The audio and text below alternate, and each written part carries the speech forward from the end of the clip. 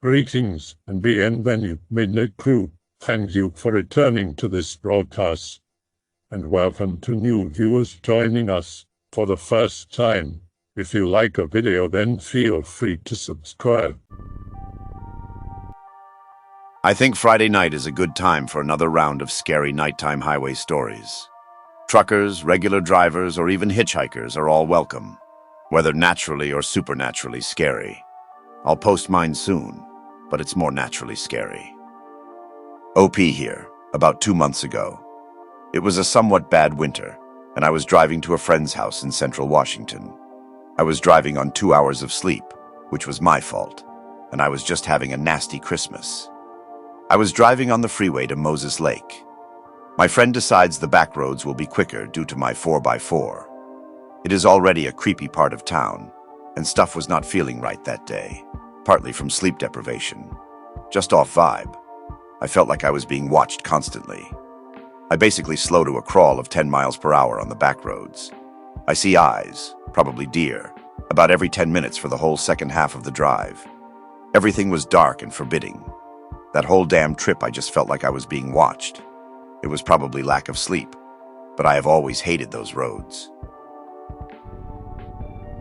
I am driving from British Columbia to Alberta. I am driving through the mountains in the middle of the night. It is pitch black with a very narrow 2-lane highway. I am driving with my buddy, chilling and handling the tunes. I see a sign that says no gas for 200 kilometers. Oh shit, I am low on gas. I have a jerry can, but it still might not be enough. Semi-trucks are passing by at very high speeds. I am running on E now and still an hour away from gas. There is nowhere to pull over. Beside the lanes on either side is steep rock. If I pull over or my car dies, I will certainly be hit or rear-ended by a semi. I am starting to worry as my car is below E and there is nowhere to pull over. Finally, after 10 minutes, I see a curve where I can pull off the road. We both get out to piss and I dig out the jerry can from the trunk. It is packed in tight at the very back of my trunk. I have to take out almost everything. Bags, tents, chairs, coolers. It is pitch black with no trucks driving by at the moment. I hear some yelling coming from behind us. I cannot see anything, but it sounds like a pissed off dude yelling, "Hey!" My heart sinks and I ask my buddy if he hears that. He is sitting with his legs out of the passenger side and says, "Hear what?" We both go silent and it happens again. "Hey!" He yells it in a lower, more direct tone. I am not having any of this shit. We are in the middle of nowhere. I frantically stuff all the shit back in the trunk. I hear it again, but now I can hear the crunching of gravel in the distance. I still cannot see shit. My heart is pounding now. I slam the trunk and run to the driver's side and hop in as fast as I can. The windows are closed, but we both hear a muffled yell one more time. It sounds like he is close behind and running to the car. I start it and slam it in the drive. I hit the gas and get the hell out of there as fast as possible. I do not remember passing a guy walking at any point. Who the fuck walks in the middle of nowhere 100 kilometers between towns in the middle of the mountains at 3 a.m.? Winter 1990. I was driving back to Calgary, Alberta from Golden, British Columbia in my beater Toyota Celica GT. I spent the day chasing and photographing trains in the Rockies and Monachees. Around midnight, I stopped near Emerald Lake Lodge just west of Field to take a leak. Crystal clear skies, the night ablaze with stars. Just finished my business when I hear something in the trees across from me. A nope moment, I wonder? Moments later, some guy on cross-country skis comes into a clearing waving at me to wait as he rushes to get to me. Turns out he's staying in Banff and decided earlier in the day to travel up to Yoho Park, but got caught out after dark. I could see he was prepared to overnight it, but would rather not. A decent enough guy, so I gave him a ride back to Banff. Another time, 1988-ish, a friend and I were stopped up near Lake Louise on the old Trans-Canada, Highway 1A. He hops out in the dark and pouring rain to take a leak. As luck would have it, right next to a culvert pipe where some hitchhiker had taken shelter for the night. Scared the bejesus out of my friend when the guy scrambled out of it and confronted my friend. He ran back, jumped into the truck, and we took off. He said the situation was all wrong and didn't feel right. So yeah, there you have it. I got one that's somewhat interesting. I think I'm a shit storyteller though. I live in Chaddsford, Pennsylvania. I am only 10 minutes from Cossert Road, Devil's Road. I had just gotten my license at the time, so my friends and I often go out late at night to either explore an abandoned asylum that is nearby or the abandoned school campus. We decide to try out Cossert Road, so we all jump in my 01 Camry and head out around 1 to 2 a.m. We reach the street and begin cruising down it, pretty excited for some spooks. We get to the part of the road where the trees start bending. Headlights appear in the woods facing the street behind me. Oh shit. JPG. I keep driving as usual.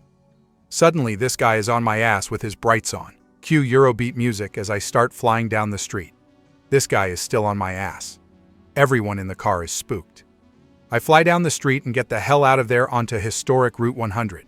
As soon as I hit the stop sign, the headlights went out of nowhere despite this truck being on my ass just a second ago. I no longer drive down Cossert Road at night after that. This technically took place in the very early morning, but it was dark out, and that's what matters. This may not even be supernaturally. I could have just been super tired. But things just don't add up right. It is like 4 or 5 a.m. in winter. I have to go to some stupid training thing for work. I am not used to being up this early. The roads are dark. There is barely anyone else on the roads. I am driving in a school zone. Not that that matters because it is Saturday and it is too early for that to count anyway. Suddenly, I am getting pulled over by a cop. He tells me I was going 50 in a 30. Now here I need to stop Greentexting to explain to you how confusing of a claim he made. First of all, the place where he pulled me over was a 50. He actually had to explain to me the point at which I was supposedly driving 50 in a 30. It was about 2 miles ago. There was barely anyone else around. Even if I didn't notice him, there was no reason he couldn't have just pulled up behind me right then and there to give me a ticket. Plus, the place in which I was supposedly speeding is a stretch of road about 50 yards long between 2 traffic lights. I stopped at both. According to him, I supposedly managed to get up to 50 miles per hour in a 2003 Honda Civic and then managed to stop for the next light across the span of 50 yards. That's simply physically impossible. I am staring at the cop, completely confused. All of these thoughts are going through my head. He asks me if I have ever been pulled over before. I tell him I have not. He tells me he will let me off with a warning. A warning. For going 20 miles per hour over the speed limit. That is considered reckless driving. He takes my license and all that jazz, does whatever paperwork he has to do, and gives me the ticket.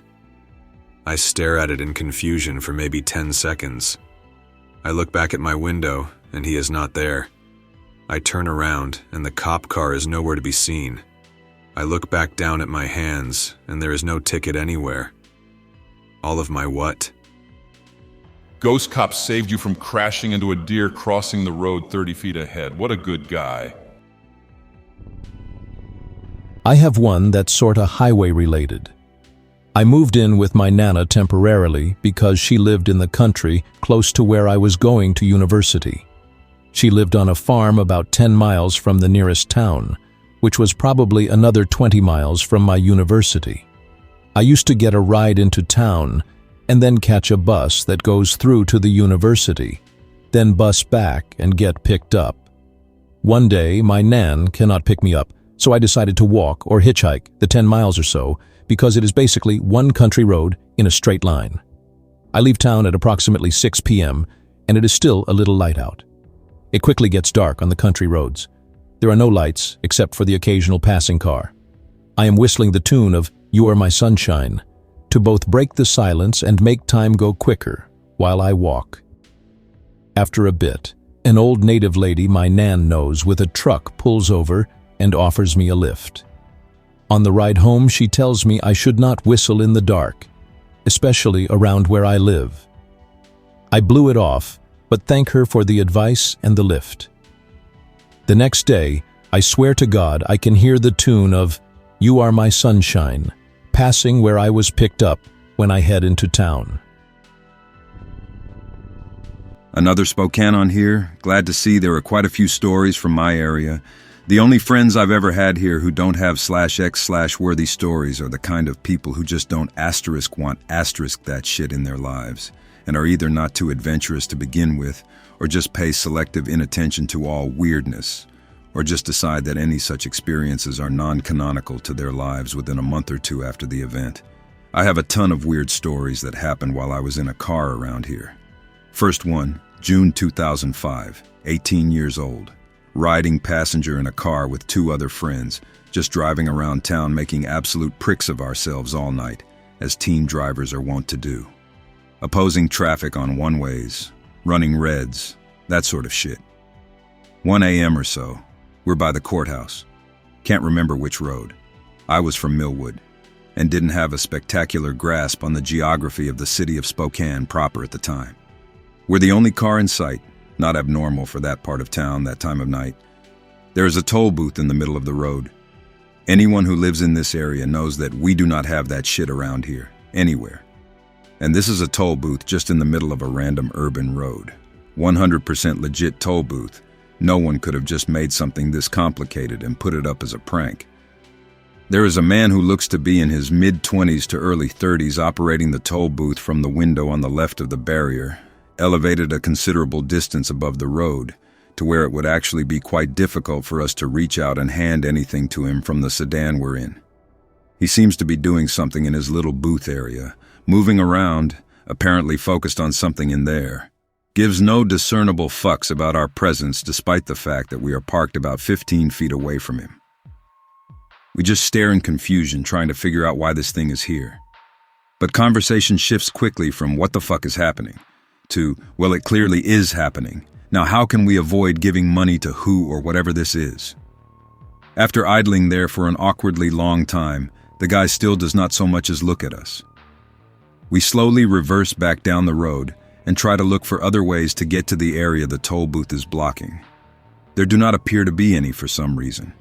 Return to the toll booth. Dude is still messing around with whatever is in there, and now looking to the other side of the booth from where we are. Continue down the road perpendicular to the toll booth, reading to the right of it. Make the first right turn we see, and shortly ahead of us is a small area that may have been intended to be used as parking for something.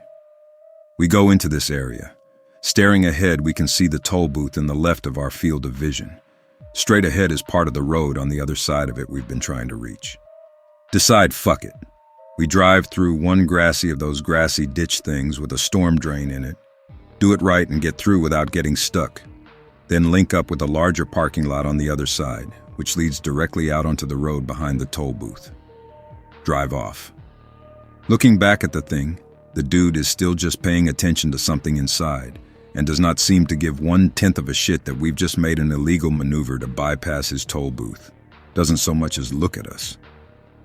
Never seen anything like that since, and I've never known anyone but us in that one particular incident to have seen something like it at all. Not really sure what to make of it, but I have a vague hunch it was probably for the best that we didn't probe it too much or interact with whoever the hell that person was. Paranormal or just some weird guy who somehow managed to erect and disassemble that thing in the course of a single night. It definitely was not supposed to be there. Maybe it was the ferryman, and paying him would have led you into the underworld. Ha! The 3 of us who experienced that actually did somehow make it into an inside joke about us having passed into Sky Spokane when we got to the other side of the toll booth, although I don't now remember why we decided there was any sky involved in it. Second story. I have actually warped around on roads while driving in the Spokane area, meaning just suddenly ending up somewhere impossibly far away while driving, with no direct route between where I just was and where I've found myself. I know probably 10 or so other Spokane drivers who have experienced this shit often enough to where they're not particularly disturbed when it happens to them. I will recount the most interesting such experience I can recall, but there have been more than I can remember. Most of them are just sort of benign and fun experiences. I hate to say this, since I don't want to feed into the 1,000 steps mythos around here, it being an urban legend of which the hype far exceeds the delivery. But a majority of the times this has happened to me or to another driver I've been riding with, We have popped out on Government Way not too far from that cemetery. Anyway, the only time I can recall this experience being particularly spooky, February 2006. Actually with the same two people as in the above story, with the same person driving, different car though, going on an impromptu road trip across the state, but somehow gets sucked into a pre-game driving adventure in the far south of town. It's a little before 10:30 p.m. if I remember right. End up at the intersection of Palouse and 57th. Get onto Palouse, I have a feeling like something is definitely wrong. Just like a weird, all-pervasive atmosphere of I don't like you guys from the area itself. Not life-in-danger level gut uneasiness, but definitely better keeping on this level. Drive down Palouse for a bit, but decide to turn around after just a few minutes as we've got a road trip to make and don't want to hang around down here all night. Problem, we can't get off the road.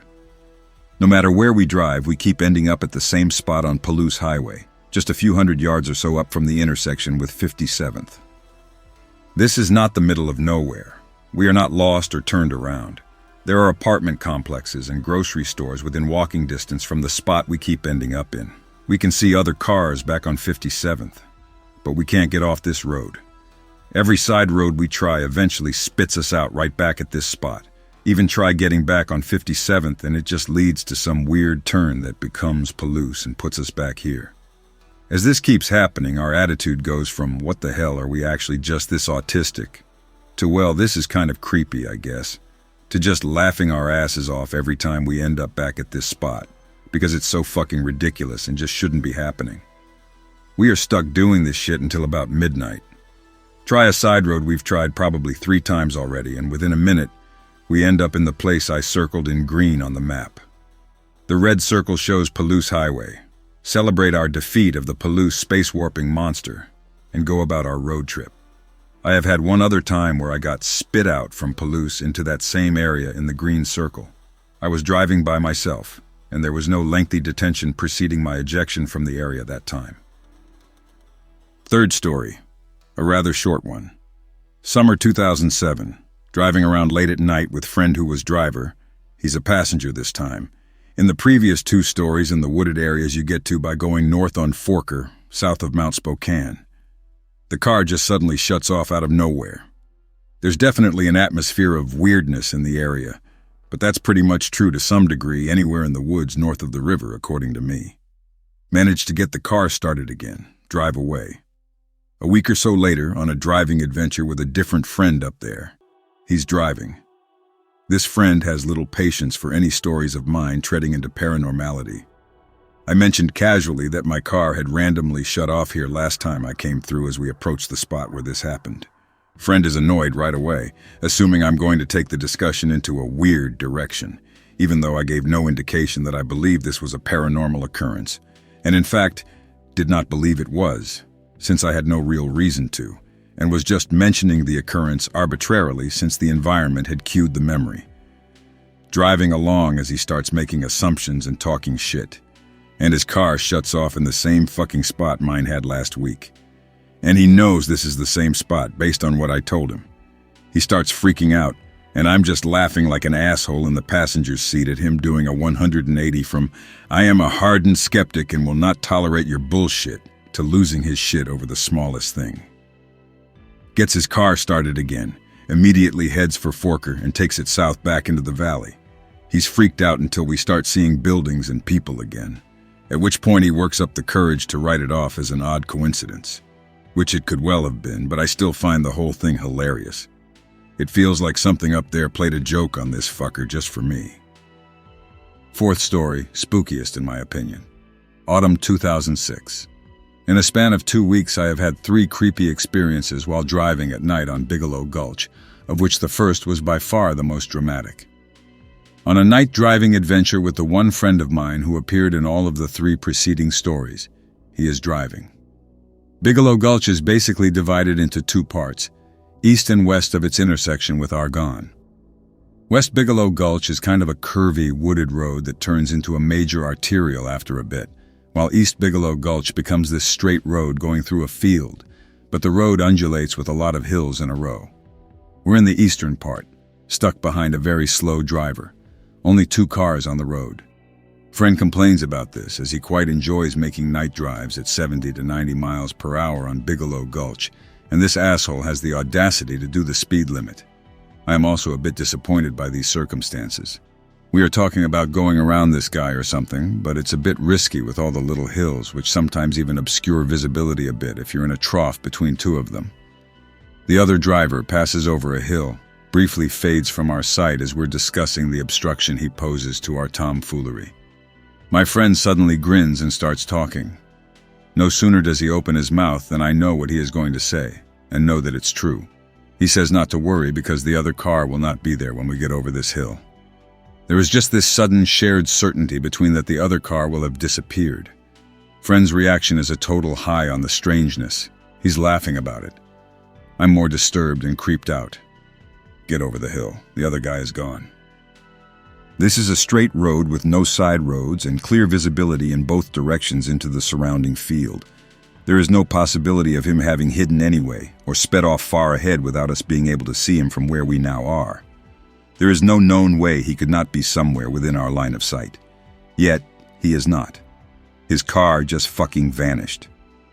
My friend still finds this hilarious, and is thrilled that the path has been cleared for reckless driving, which he promptly proceeds to engage in. I am a bit bothered by what we just witnessed and start asking, what the fuck do you think happened to that guy? What if we just saw something really bad, like that dude's last moments in this world? Friend doesn't give a fuck. He's just happy to have the other driver out of the way. I'm pretty unnerved by that for a while, and get uneasy when I go on Bigelow Gulch. Twice over the next 2 weeks while driving on the western part of Bigelow, I see this nuclear green glow coming from off to the side of the road above the tree line. This happens in 2 different locations and just pops out of nowhere both times. Not having any of that, both times I just speed on and don't look back. I live in rural Michigan. Don't really have any severe spooks, but here you go. Be me about 11 to 12 years ago. I was about 13 to 14 years old. My cousin comes over. He's around the same age. We are bored and decide to walk down to the bait shop. It is about 3 miles out, but we need cream soda. The walk there is pretty uneventful. We spent our time amusing ourselves with dumb shit. We turned a do not pass sign into a do not ask sign.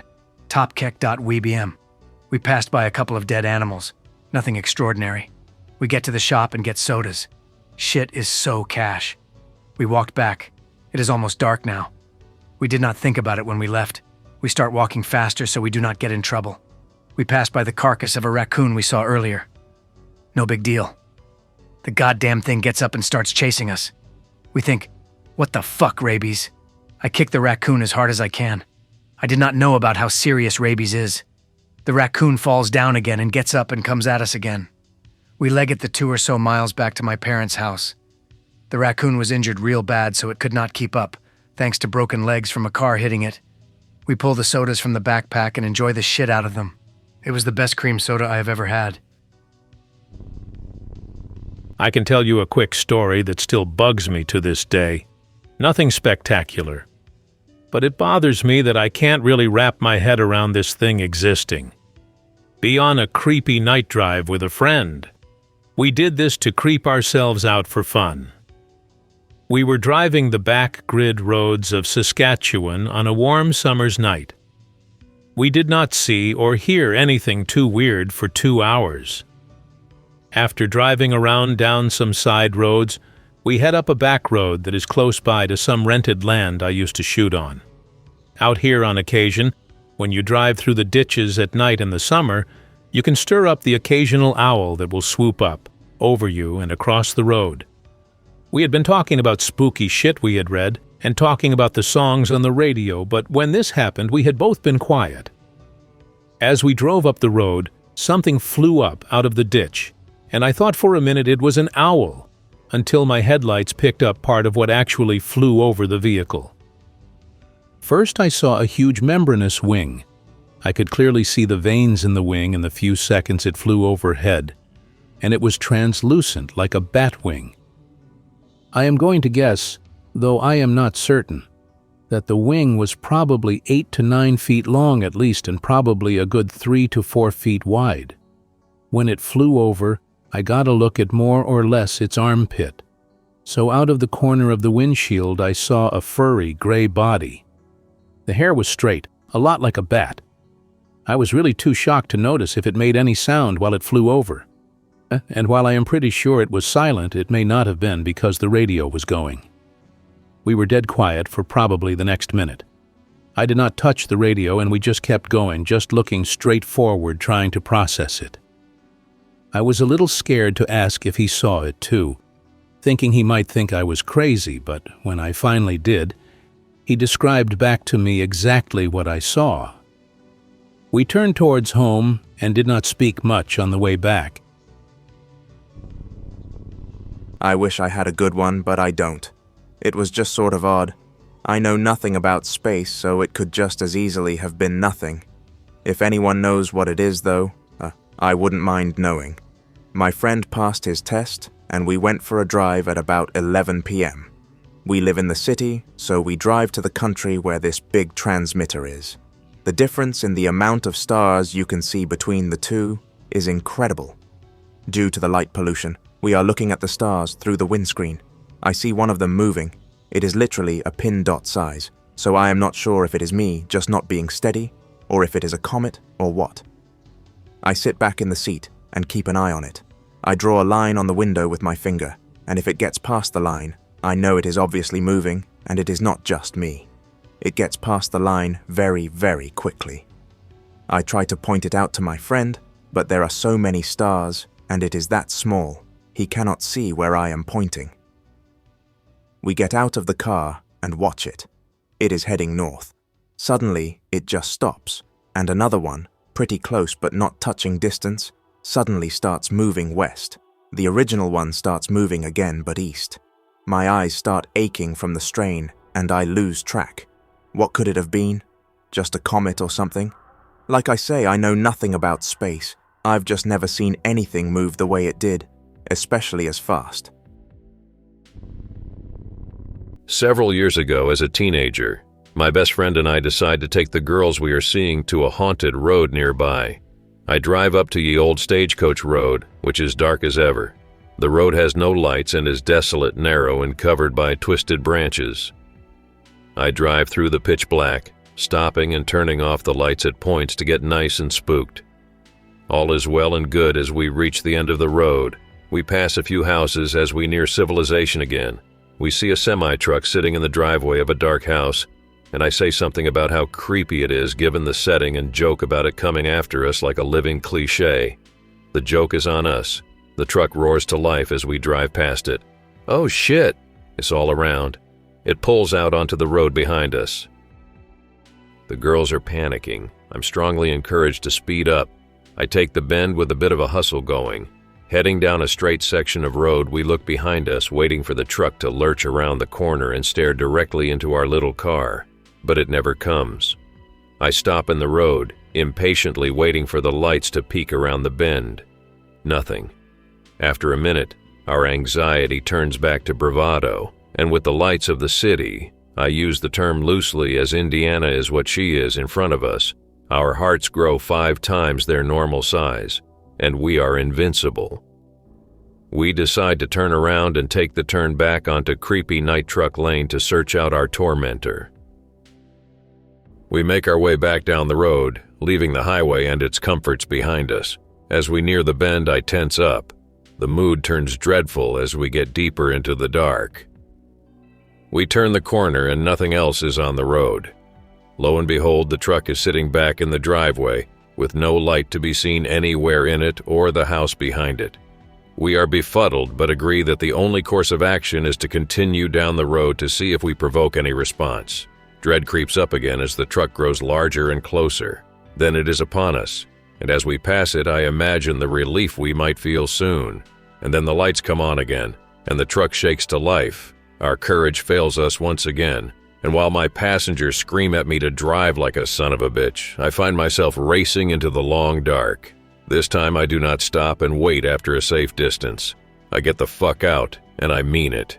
We clear the dark, branch-covered road with no more games in mind, all the while looking back for a pair of headlights that never appear. We pass through the dimly lit neighborhood that marked the beginning of our journey, and we feel relief again. No one is killed, no one is a ghost, and Will Smith is not driving the truck, which we never see again. I explain it to myself as a bored redneck who gets drunk in his truck and scares teenagers on spooky nights. We all go on with our lives. 9 years later, I have moved 2,000 miles west to attend graduate school in Arizona. One dark night, I returned home to my apartment complex. There is a long driveway that leads into the place, which has no other exit. A clearing to the right of this drive allows people who end up at the wrong place to turn around without driving into the parking lot and over 50 speed bumps. On this particular night, there is a truck in this small dirt clearing facing the driveway. It is a semi without a trailer. The truck is not turning around though. It is not moving at all. It is not even on. Did you only just buy a dictionary or something? Probably would have been an alright story without the theatrics. I was around 9 years old. I was with my brother, who was 7 at the time, and my mom at a local pizza parlor. The pizza place had about 8 people, including us 3. There was another family of 4 and one random guy drinking a beer. We finish up and leave, but the man with the beer leaves an almost full beer to follow us. My mum was looking a bit worried, but us kids did not realize what was happening. We get in our car and drive off. The guy does the same, but follows us. My mum keeps looking in the rearview mirror. She takes some sharp and random turns to see if he is indeed following us. Yep. She now tells us that he had been watching us the whole time while we ate. She also tells us he left his fresh pint to tail us. Cue children freaking out. She tries to calm us down, claiming our stepfather will protect us if the man follows us home. Our home happened to be outside of the biggest town, which had a population of 26,000. The man eventually gives up the chase, but only after a lot of crazy side streets and whatnot. It left a bad feeling with us. It happened a few months later, but by some tweaker in a Cadillac who followed us for 45 minutes, tailgating us and also following us on obscure routes. /X/. Let me tell you about something that happened to me a few years back after I graduated high school. Backstory. Be me. Several years ago, I just graduated high school. I decided I want to explore the USA. I want to travel from New York to California to see the East and West coasts. I grew up in a poor family, so I did not have a lot of money and decided I would hitchhike. Before I leave, my dad gives me a 9mm and tells me that there are screwed up people in the real world that will try to hurt me. I hug my dad and thank him.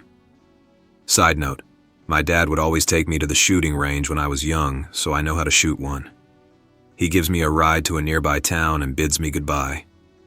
Overall, hitchhiking times were good. I met some chill dudes and even made some friends I still keep in contact with today. The only freaky thing that happened to me was around mid-trip in Utah.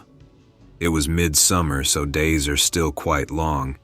The beginning of the day is slow, and no one picks me up until around noon. One trucker picks me up. I chatted with him for a bit. His name is Jack.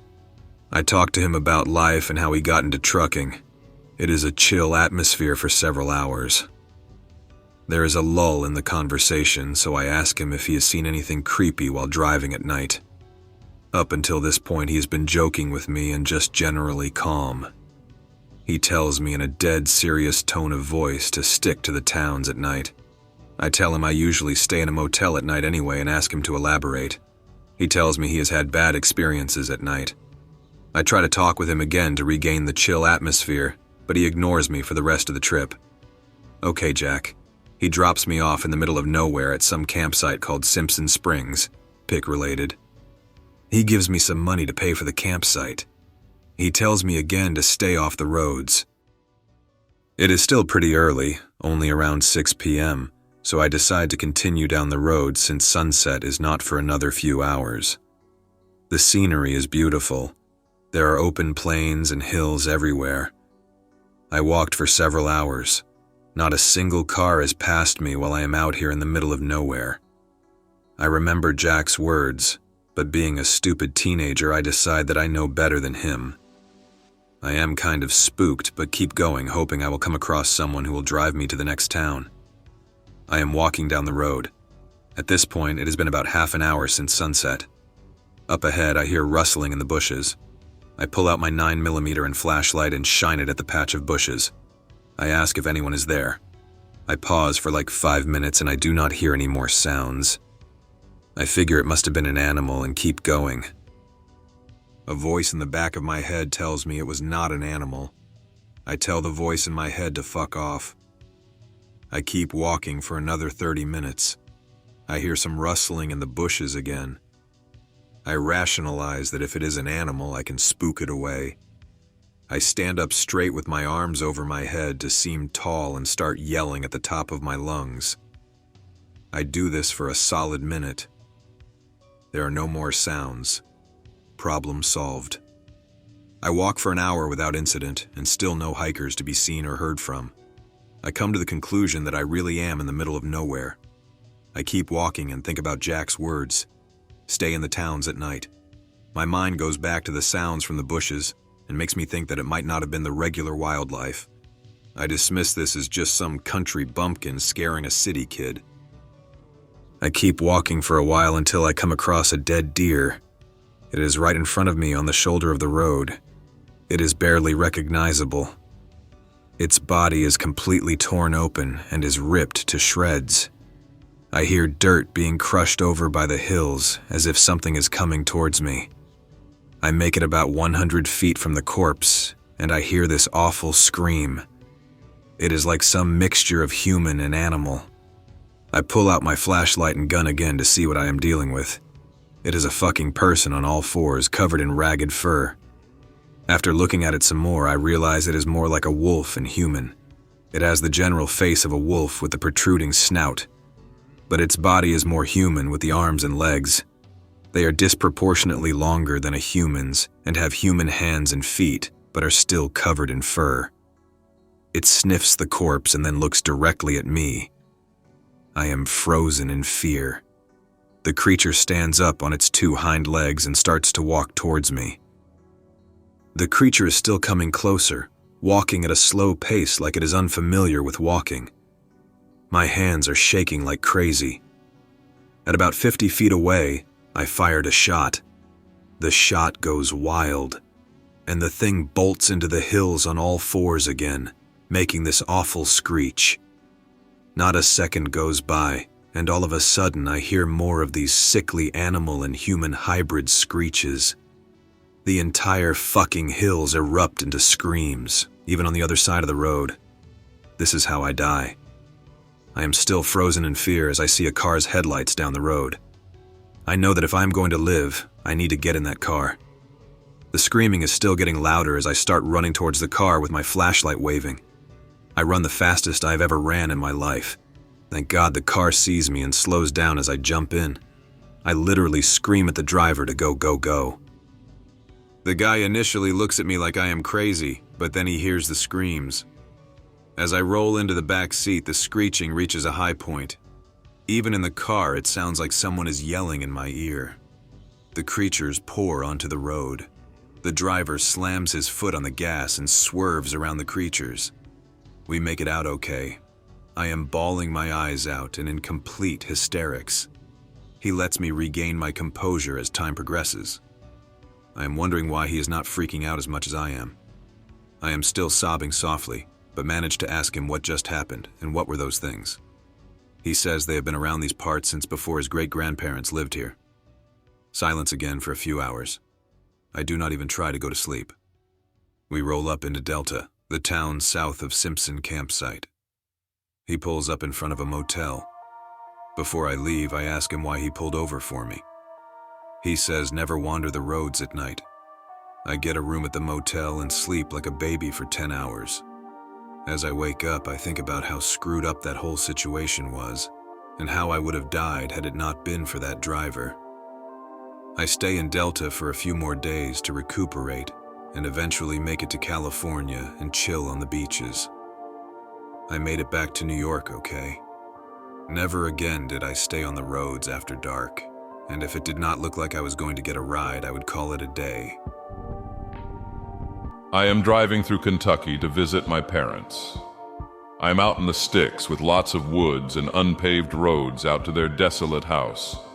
It is pretty spooky and easy to get lost. I did not grow up here, but we moved when I was in my late teens. Despite my age, my parents told me never to go walking on the paths alone, at night, or unarmed.